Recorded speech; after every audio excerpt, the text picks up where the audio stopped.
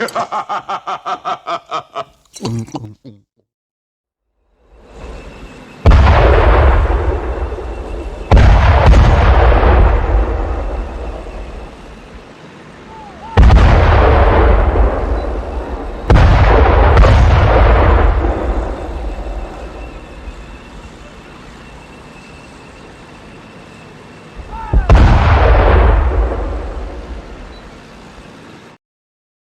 always been aware that this type of perversion has been in all type of religions.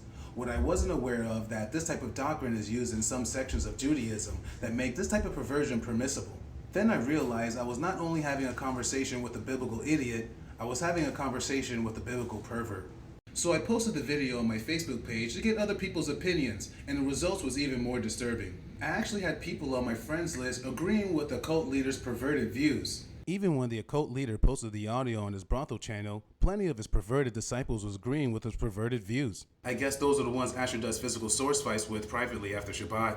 The most disgusting fact is, the only people that was agreeing with the cult leader's perverted views was Jewish people that was either single, married, and had no kids. On the brighter end, there were plenty of Torah observant people that was in shock of the words that they heard. They were in shock for the fact that how is a person that claims they're a rabbi and these words actually uttered their mouths? And there was even other people that hasn't even never read the Bible, and when they heard these things, they was also disturbed.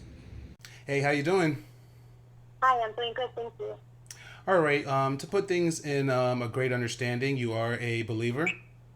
Yes, I am. All right, but not knowledge of the Bible? No. All right, just go ahead and share of when I had posted the video on my wall and you had commented on it and what we talked about. I remember asking you and myself, does this person have any children? If they have any kids, how would they feel about sending their children to a pastor or somebody of their stature and teach this?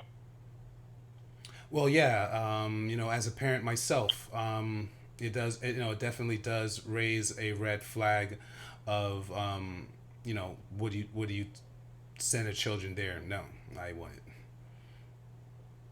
Me either. Because the second thing I was also thinking is, does this person have a secret lust? I know that that's pretty common in your religion. Yeah, secret lust is very common in all sections of religion and everything, but is something that in all sections of religions, and it's pretty something that the governments and religion sections keeps it under the wraps and everything. But I wonder, but it's none of my business. I don't want to know. I really don't want to know.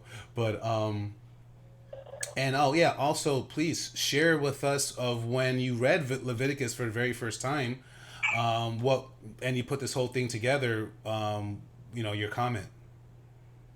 After reading everything that I had just read, I don't think that the Almighty really needed to specify the words for us to understand what he was trying to say. I don't think he needed to specify the word lesbian for us to understand that he was speaking of homosexuality or having sex with animals, elders, dead people, anything of that nature.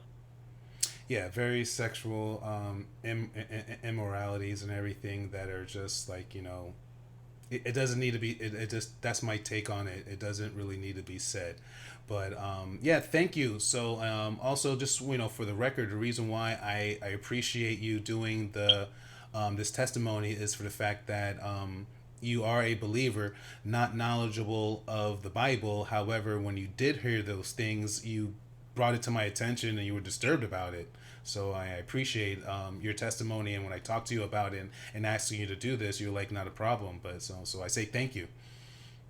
You're welcome. I just definitely want to keep my kids away from this guy or anybody who teaches anything like this. Okay, yeah, and everything. And that's not a threat, that's a promise, right? Oh, most definitely. All right, bud. All right, then. Thank you very much, man. You take care. I'll talk to you soon. You too. Thank you. Bye-bye. Bye. What was your testimony, or what came to your mind when you first watched that video or heard that video coming from a person that claims that is a rabbi for 20 years? my first thought when I heard that was that this person cannot possibly be a representative of my Creator. That's what came to my mind, and it's just a simple truth. And like you were talking about the kids being able to reason that out, it's really simple, and I believe what you're doing here, and I think the guy will probably be exposed. You know, we're supposed to uncover works of darkness, and that's what you're doing, and I'm really glad you're doing it, Mike. Well, thank you very much, man. I appreciate that. That will be your testimony. That will be in there and everything. I'm going to follow rabbinic tradition. I'm going to make takano for healing and protection for our children and our parents. Any person that teaches this perverted doctrine should be exposed to this biblical crime. As one could go ahead and search for a criminal background before being hired, one could go ahead and search the internet to see if a person has a biblical criminal record before you hear the words of the person or donate to their ministry. Isaiah prophesied about people like this in Isaiah 44:25. I will expose the false prophets as liars and make them fools like fortune tellers. They cause the wise to give bad advice, thus proving them to be fools. In the spirit of the word in Jeremiah 5:31, the rabbis gives false prophecies and the rabbis rule by their own authority.